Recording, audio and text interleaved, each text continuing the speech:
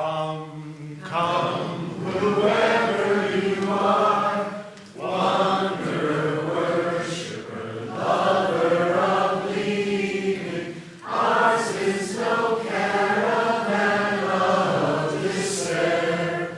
Come, yet again come. Come, come, whoever you are, wonder, worshiper, lover of leaving. Ours is no caravan of despair. Come, yet again come. Good morning. Good morning. Good morning, snow. It's snowing. So exciting. Welcome. I'm so glad that you're here on this snowy morning. It's lovely to see you all. Welcome to those joining us on Zoom. Thanks for being here. And we're jealous of you because you're home in your jammies. And welcome also to our guests and visitors. We're really glad that you're with us today. And I hope you'll stay after service for a cup of coffee and let us get to know you a little bit. Let's begin with a few announcements. It's that time of year and they're starting to pile up, but I'll try to keep it to a reasonable level. First, tomorrow at 12 o'clock, have you roused any rabble lately? I have an opportunity for you to come rabble rouse with us at the Federal Building. This is called First Things First Mondays. It's a group of local progressive clergy getting together on the first Monday of each month to pray, sing, and protest some of the policies that hurt people that are happening right now. So we encourage you to bring a sign, join us, and you can learn more about the kinds of things that we are advocating for and against at our social justice table after worship. Tomorrow night at 6 o'clock is our monthly community night. So we have potluck at 6 o'clock. And then our groups will meet at 6:45. I have a couple of open seats in my Creativity Matters group if you'd like to give it a try. It's a creative complement to your monthly small group gatherings. It will also help put together blessing baskets for the in-between. There will be book discussion groups, kids activities, and childcare. So it's an opportunity for everyone in our church community to make friends and have fun. Our holiday worship services are coming up soon. On December 14th, we'll have our annual Lessons and Carols service featuring our lay ministers and holiday music from our choir. And then come back that evening at 7 o'clock as the music department is pleased to host a concert presented by the Wesley Bell Ringers, one of the preeminent handbell ensembles in the Western U.S. The Wesley Bell Ringers have performed at Mount Rushmore, Disney World, the 2002 Winter Olympics, and the United States Capitol, and have made joint appearances with the Mormon Tabernacle Choir and the Utah Symphony. So please come enjoy this free, wonderful concert on December 14th. The rest of our holiday worship schedule can be found on our website or in your Torch email newsletter. Just one more quick reminder that we are looking for volunteers for our solstice celebration on the 20th. If you'd like to help set up, bring treats to eat, or help out with a craft or activity, please email Amanda Esco right away. And today, please stay after this service for our tree trimming party where we'll hang the greens in the sanctuary, decorate the tree, and enjoy holiday snacks and music from David. It's going to be a good time, so stay with us.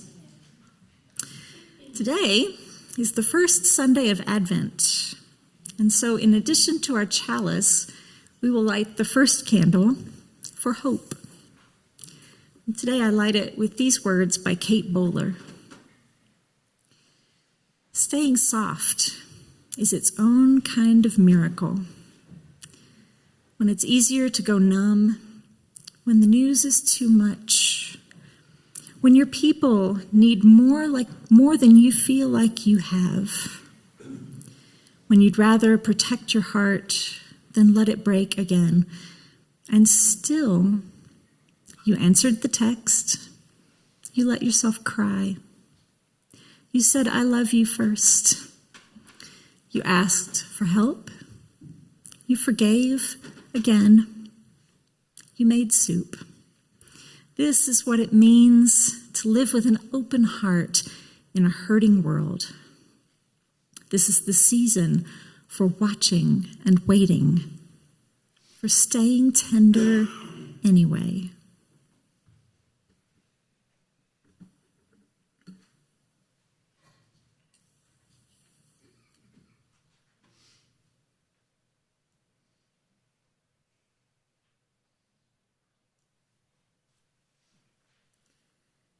I invite you now to rise in body or in spirit and join me in singing number 83.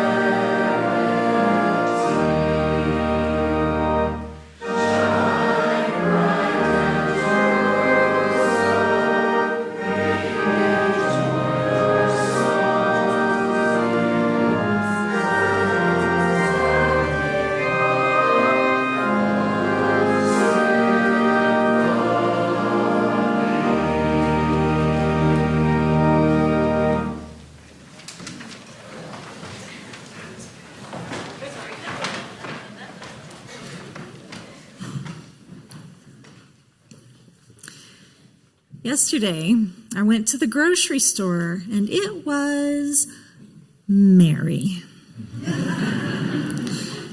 There was holiday music playing, and holiday food, and gifts, and decorations everywhere, and it was just a very cheerful scene, and I was not ready. I'm just not ready for it this year. Maybe you're not ready for it either. So this meditation is for those of us who aren't ready. For whatever reason, if you are feeling like Buddy the Elf, like I usually am by this time of the season, just sit on your hands for a minute. Or take some of this spirit to someone in your life who needs it. Let us gaze within and find the place where joy is meeting with some resistance this year.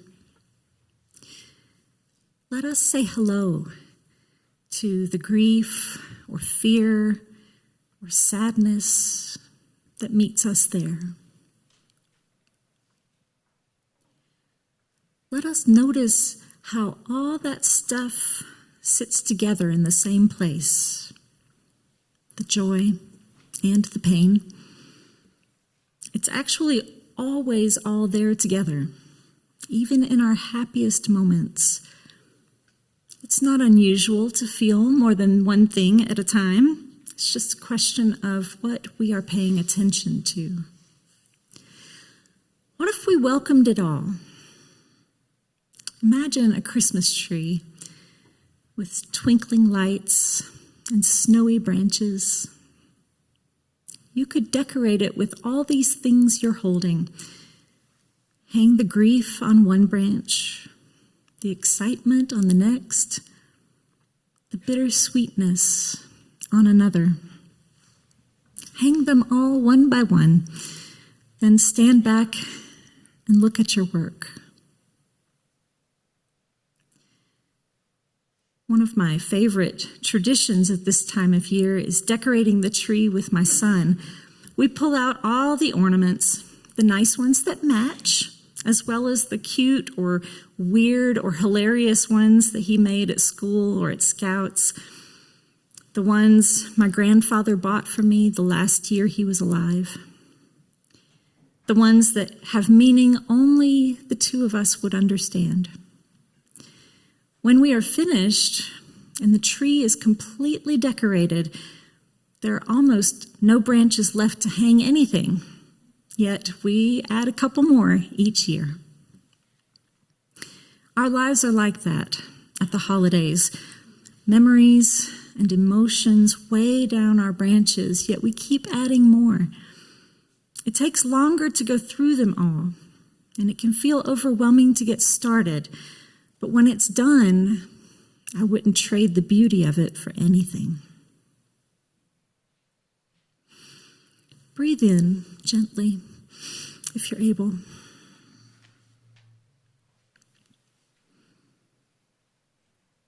Take a few breaths here. Find all those feelings in your body.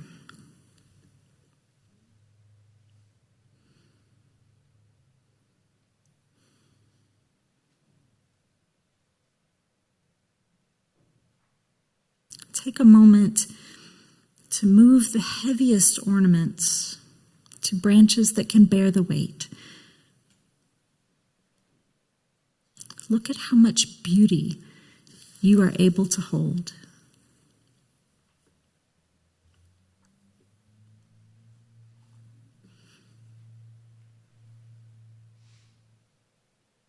You don't have to be ready today. You don't have to be ready ever. You could just burrow under until January. That is an option. But there's beauty inside whatever you're resisting. You might take it out and let it shine. Be sure to treat yourself to a cookie and a warm mug of something afterwards. It's hard work holding all this human living on your branches, but it's worth it in the end. May it be so.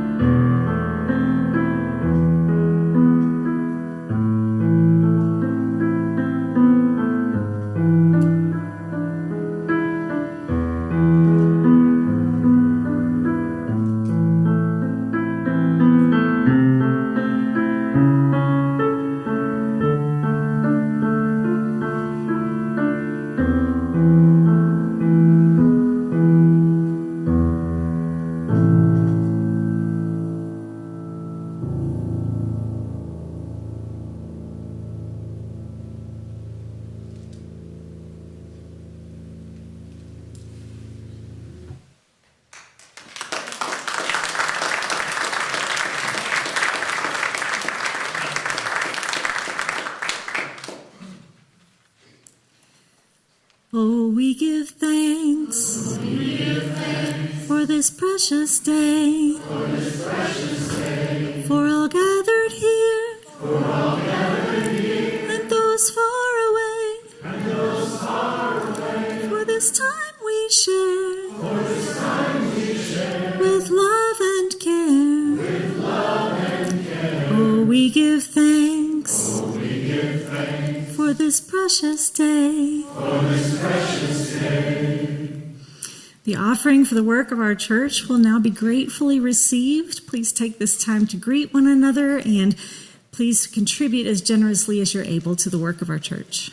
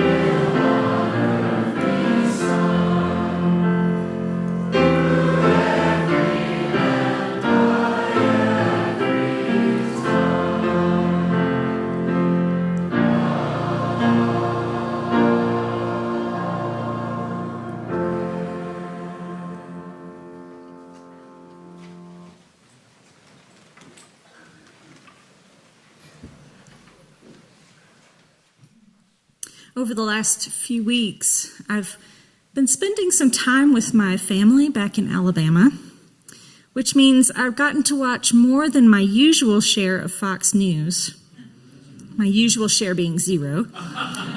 So this is always an interesting cultural exercise. If you can keep your emotions under control, just watch a little bit of Fox News and see what the messaging is, both the overt messaging and the undercurrents that the supporters of this channel might miss if they're watching every day. The overt messaging is, of course, propaganda, which is instructive in its own way, like just to see the stories that half the nation understands to be true. We should keep up with that. But I learned some other things by watching. For one thing, viewed through the lens of the Fox viewer, sometimes our left-leaning protests can look a little silly.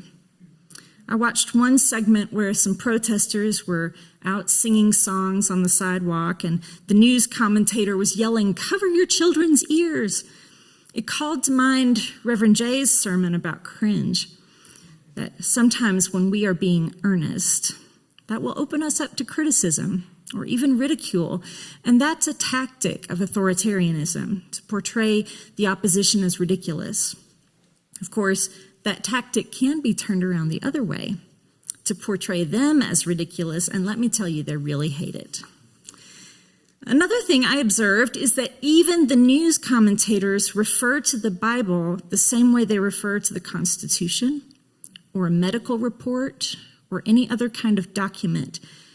That is to say that they refer to it as a document, objectively, not as a collection of myths, but as if it were a book of history and historical predictions. That surprised me because I don't remember that from the last time that I watched any significant amount of Fox News programming. It's different, it's changed. It shows me how much ground Christian nationalism has gained and how much we've ceded by not talking about the Bible in a reasonable way. But relevant to my subject today, one thing that made me really sad was the subject of many of the advertisements. So many of them were about get-rich-quick schemes or so-called investments. There was a lot about gold, Bitcoin, NFTs, and many ads for purported experts selling courses promising to teach ordinary people how to invest and make a killing. The message is that there are secrets to making money that the real world won't tell you, but anyone can get access to the secrets for a small fee. I understood watching these ads that the people in their target audience understand on some level that they are being stolen from. that their future and their children's future is being stolen right out from under them by an oligarchy. And the resentment is simmering just under the surface. But the cognitive dissonance between that understanding and the message of capitalism that each of us is on our own and responsible for our own fate is just too great to bridge. So the ads respond to this desire to escape the system by being smart enough to go where the real money is, not realizing that most of the real money is in generational and extractive wealth so large as to be incomprehensible. It made me so sad because we could build a world where everyone has enough and we could all be content with what we have. We already have everything we need to build that world. It's a difficult message to get behind this weekend when we Americans celebrate a holiday of gratitude for what we have and then follow it the very next day with a bacchanal of consumerist overkill. And it's especially ironic this year as the top 10% of households are powering nearly half of consumer spending. The income divide in our country is growing deeper and deeper, and yet few people are planning to truly do without this holiday season.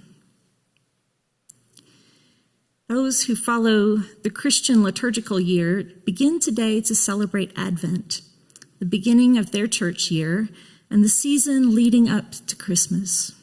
It is a time of anticipation, both of the coming of the birth of Jesus and of the end of the world as we know it.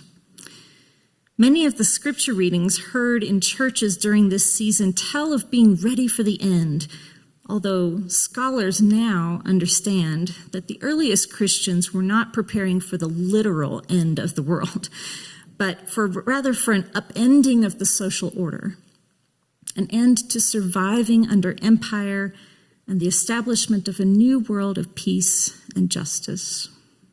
Although sometimes the upending of the social order can feel an awful lot like the end of the world, right? It's kind of the same thing. So what are we called to do in response to the end of the social order as we know it? Well, if the message of the empire is more, more, more, even as the pillars of the temple are crumbling all around us, maybe the message of resistance is less. How many of us, even those of us who don't watch the propaganda channel, feel the pressure to produce more, to add more things to our to-do list, to show up earlier and stay later, to come back to the office when telecommuting was working out just fine? How many of us feel pressured to pretend like everything is just fine when really our money and our time are stretched thinner than ever? I wonder if what we want as much as more money is more peace. Not to say that money isn't important. We all feel the pinch, but the struggle to keep up, not even to get ahead, but just to keep up, makes us run harder and harder, and we miss more of what really matters in life. Because what is the purpose of all this more? Who or what is it all for? We don't even care anymore what we are making more of as long as it's more. Sometimes I look around at all the things that are being made and sold. My son has a pair of flip-flops shaped like lobsters. I mean, they're cute. They are. And why is it possible for him to buy a pair of shoes shaped like lobsters? Why do they come in 3 different colors? Who is buying these things? No shade on my son. I'm as guilty as anyone. Heck, I probably bought him those shoes. It's just that the stuff we are making from the limited resources of this planet are so often focused on the demonstration of wealth and individualism than on the flourishing of society. And it's not just more stuff. It's more of whatever you're doing.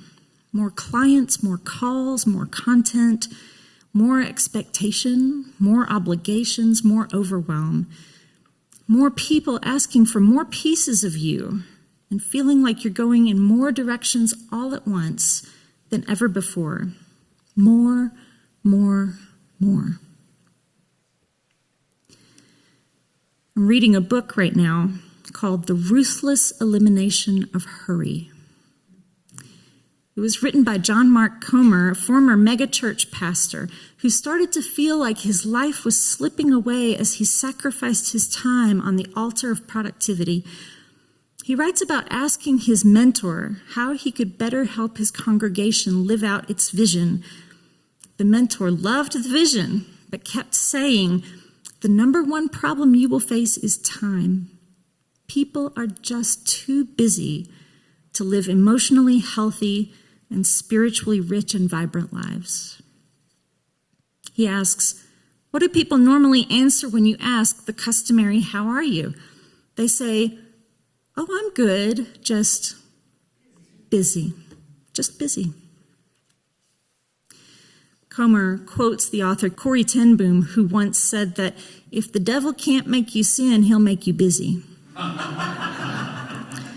And the words of Carl Jung, "Hurry is not of the devil, hurry is the devil." Why? Because, as Comer says, love is painfully time-consuming. Hurry and love are incompatible. All my worst moments as a human being are when I'm in a hurry, late for an appointment, behind on my unrealistic to-do list. I ooze anger, tension, a critical nagging, the antitheses of love. Comer reminds his Christian audience that in the Apostle Paul's definition of love, the first descriptor is patient.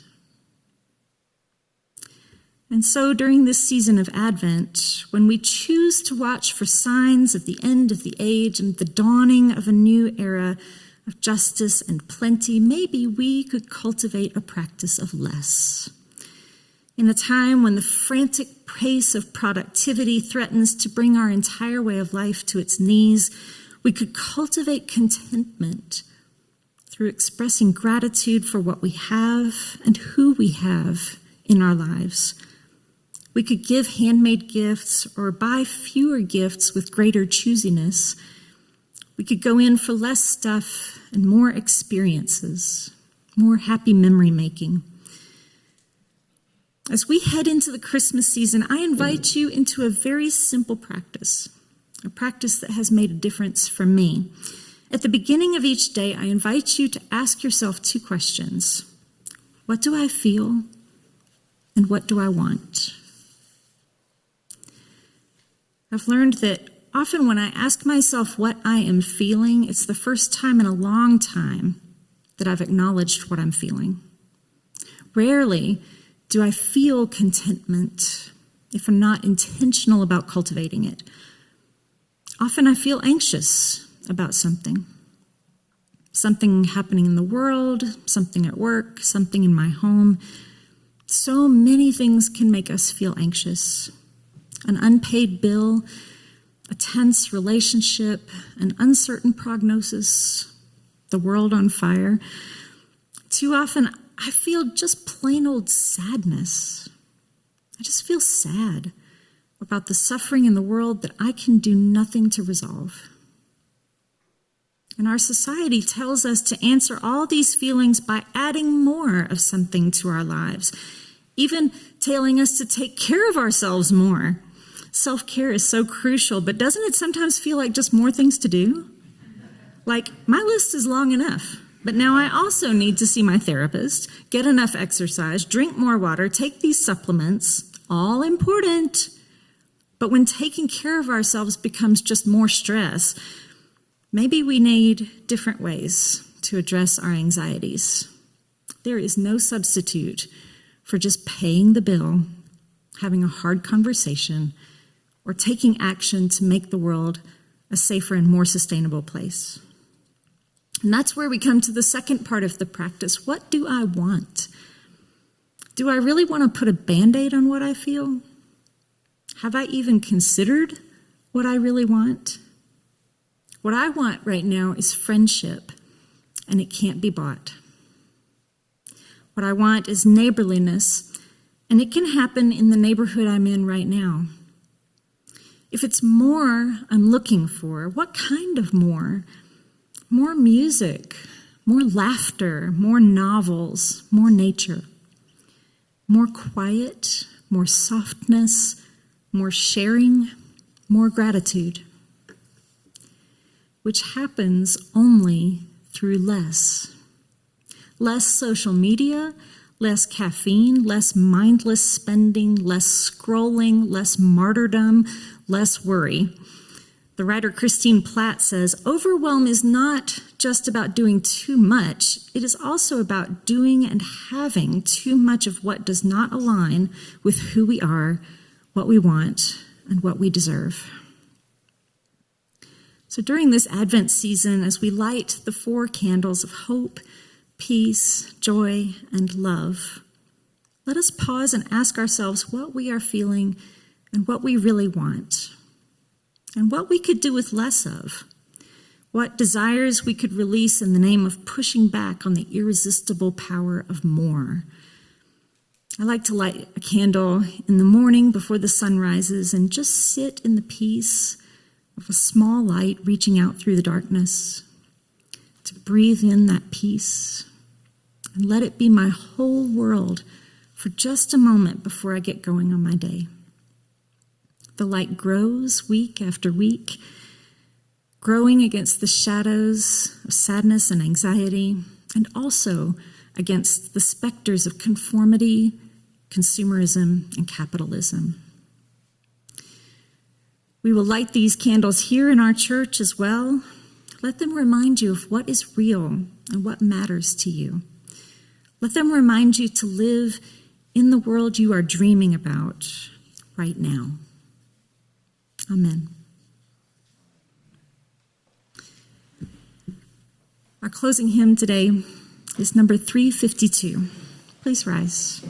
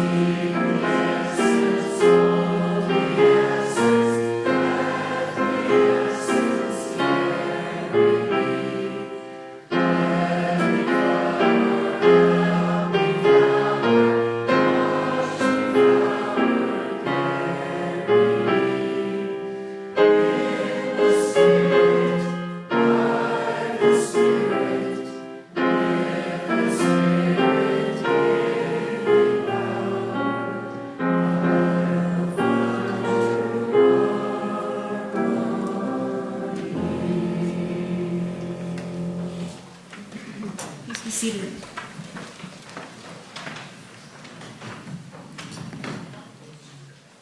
Our benediction this morning comes from the author Robin Wall Kimmerer. While expressing gratitude seems innocent enough, it is a revolutionary idea. In a consumer society, contentment is a radical proposition.